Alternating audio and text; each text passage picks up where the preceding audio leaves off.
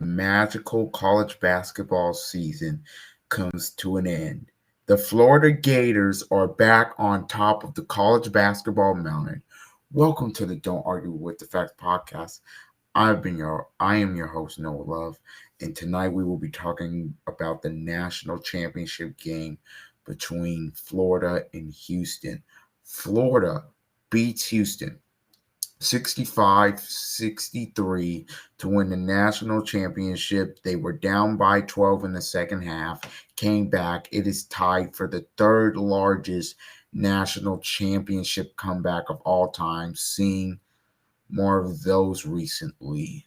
And also, Todd Golden is the youngest coach since Jim Valvano in 1983 to win the national championship. Unbelievable. Let's talk about it. Florida down again in this game, was down against UConn, down against Texas Tech, down against Auburn, and they found ways to win. This was hard-nosed, rock fight, physicality, but Florida gets it done. Look, I know a lot of people are going to be looking at Walter Clayton Jr. and his tournament run was fantastic, and he was great in the second half when they needed him. But Will Richard, I believe, player of the game. 18 points, 8 rebounds, had that big defensive stop on Sharp, forced him off his knee. Florida, really great defensively in the second half. Could buckle down when they needed to and did. Florida played a heck of a game. I thought Alex Condon was good in this game. The refs were getting on my nerves in the second half because the physicality they were letting go in the first half, they weren't in the second half. Look, Houston shot 16 more shots than Florida and lost 15 offensive rebounds for Houston on the glass. This is going to be a tough one for Houston to swallow because they were the better team. I thought to the last 10 minutes, it's almost a carbon copy of the Duke game. Your last 3 possessions, if you're Houston, you don't get a shot. That last possession looked sharp. Pump fake Clayton, take a dribble, then take the shot. There. Instead, he tries to shoot it, and then, you can't touch it, and then obviously it's a mad scramble. Condon dies on it, and that's it. Florida wins the national championship. Look, Florida's journey this year, and I've talked about them when I've been doing my reviews. Florida's had everything. Houston this year, look, I know this is a tough way to lose. Still don't have a national title, but for them, this was a magical season. Look, they started 4-3. You finished 35-5. Your two losses at the end of the season are to Texas Tech and Florida are combined 3 points. Look, you won the Big 12 regular season convincingly. You won the Big 12 tournament pretty convincingly.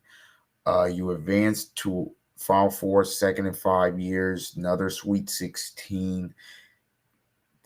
Consecutively, I think that's 5 straight. No, I think that's 6 straight Sweet 16s for them. Obviously, and then you have a comeback against the heavily favored Duke.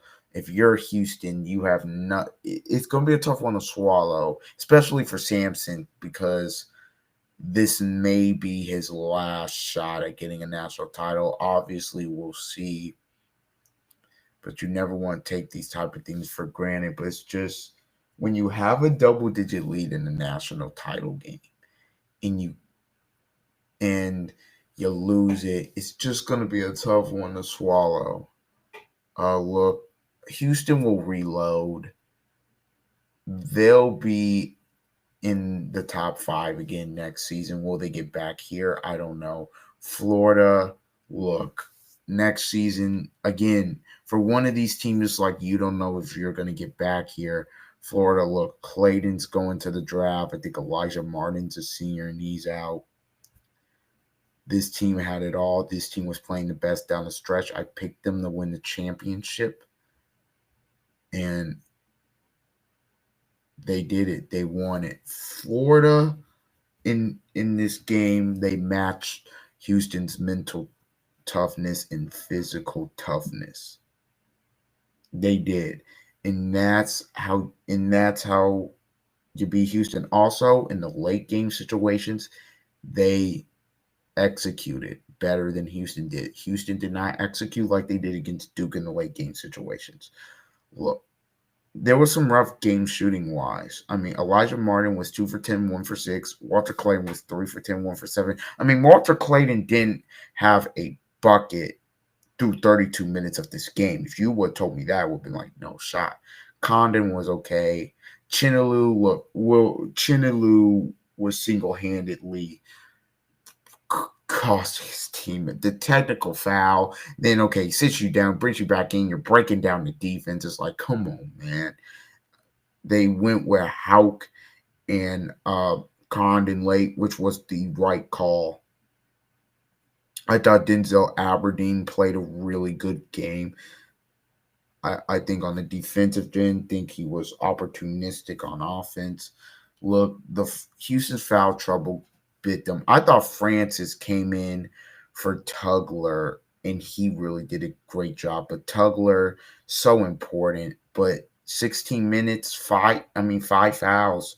And then Francis has 4 fouls. I think there was a point where they had to put Cryer on the bench as well, and they just couldn't generate any offense. The Hauk and one biggest play of the game. When that happened, I was like, oh, yeah, 3-point game. I think Florida may come back and win this, and they did. Usually when teams get down in the national championship game, they usually don't come back. But recently, we've seen it 2022. Look, Kansas down 15 at the half, comes back to beat North Carolina. Now Florida down 12, comes back to beat Houston. Incredible. Look, I know a lot of people complain about this tournament. Oh, it's not enough upsets, chalk madness, This Final Four made up for all of that. Top to bottom, this was great. This was the best game of I think this was the best game of Final Four. This was the best national championship game since the 2019 Virginia Texas Tech game that went in overtime. Best one since then. A little sad that the season's over now because I love college basketball. Don't get me wrong. And last year I was sad, but opening day will come around and you'll be back before you know it. There's that. Also, something I want to really touch on with Florida. Their ability just not to stay, to never get down on themselves in this tournament, to just stay level-headed and continue to play. That's incredible. And it's same with Houston. Look, but Houston, for the most part, except for the Duke game, they weren't really down. Florida was down, and outside of Norfolk State and Maryland, they were down every game and late, and they found ways to do it. Florida is back on top of the championship mountain, and you got to start asking yourself, is Florida a blue blood? Look, 2014 made the Final Four. I mean, they had the back-to-back ones. But recently, now it's another championship and Todd Golden. Again, we got to talk about it. Kelvin Sampson will be the oldest coach to win a national championship. Doesn't get it done. Todd Golden beat Dan Hurley, who's arguably the best coach in the sport. McCasland, who's a really great up and coming coach, beats Pearl, and then goes and beats Sampson. That's great. That's greatness. And look, Sampson, he had a great one too. Beats Few, beats Painter, beats Barnes, beats Shire. I mean, if Houston would have won this, you could have made an argument. You're looking at it could have been an all-time championship run. And I'm not saying that just to say that, but they fell short. Obviously, look, gotta feel terrible for Emmanuel Sharp. Obviously, didn't have his best game. They battled. I think their ability, their offensive rebounds in the second half weren't as big as they were in the first half. Florida really did a great job of boxing out and matching them. I thought their defense in the second half was great. Obviously, they got Clayton Jr. on some off the ball stuff. There was a time where Clayton came through on a three to tie it at 16, where they ran like a double screen action, and he was able to curl off of it on the wing and hit the three. I thought that was a great set. Houston's final shot, I thought I would have ran the set for Cryer. I don't think I would have ran the set for Sharp, but Sampson was thinking, he said, look, maybe you could curl. If he misses, have enough time for an offensive putback.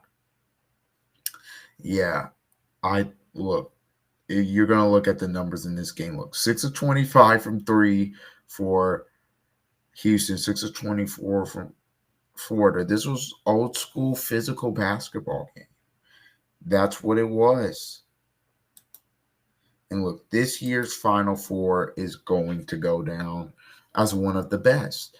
You look at Florida Auburn, great game. You look at Houston Duke, stunning comeback. You look at this game here, great national title game, great defense, effort, everything. That's what you're going to look at.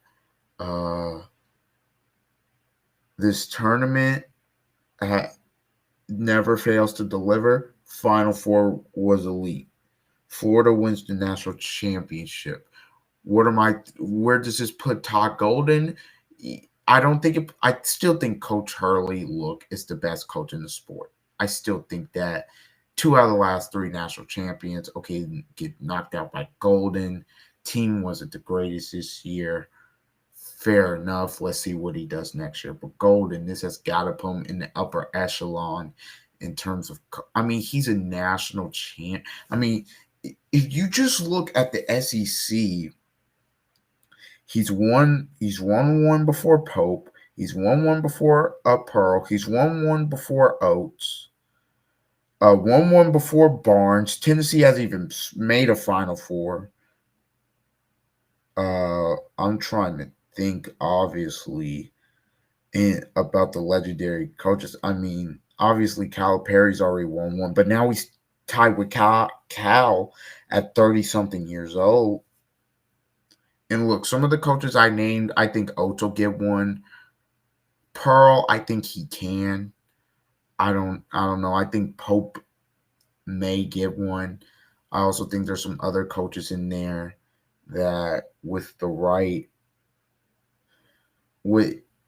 guys, they'll get one. But look, Florida, it was just the right combination of guys. Yes, they were a talented team, but they had great chemistry, bought into a culture, right just mesh of guys. Transfer portal, look, NIL, all that. There's no real blueprint. It's kind of, how do you want to build your team? And Todd Golden said, hey, I want to have a guard that can get off the dribble, create his own shot. I want to get up and down. I want us to be able to defend. I want us to be mentally and physically tough. And that's what they've been all year. Look, early in the year, not a lot of people were talking about Florida. It was, it's Tennessee.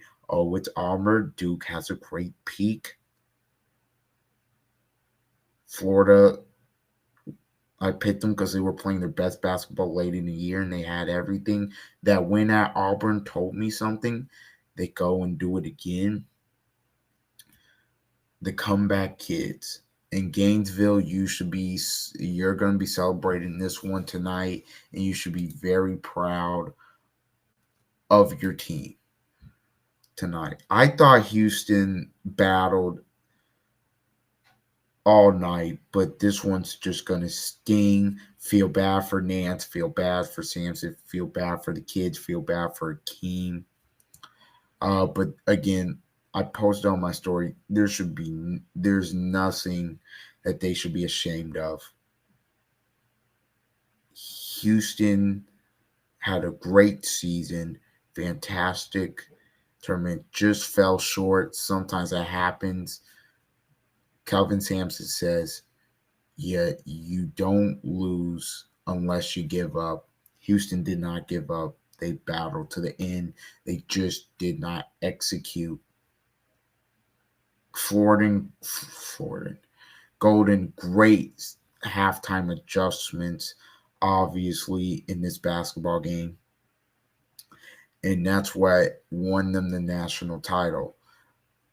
Next season, they've already had betting favorites. Look, it just ended. I'm not going to, because with college basketball, you don't know who's really going to be back. You don't know. I mean, all of the elite freshmen are pretty much going. So we don't know what the teams will look like. But yeah, bittersweet now that it's over. It's Tuesday now. Time that I'm recording this, which means it is time to talk some NBA playoffs in the next episode. We will be talking, because it is the last week of the regular season, be talking about the NBA playoff race. What are my thoughts on the potential matchups, because things have changed since the last time we talked about it, which was about last week.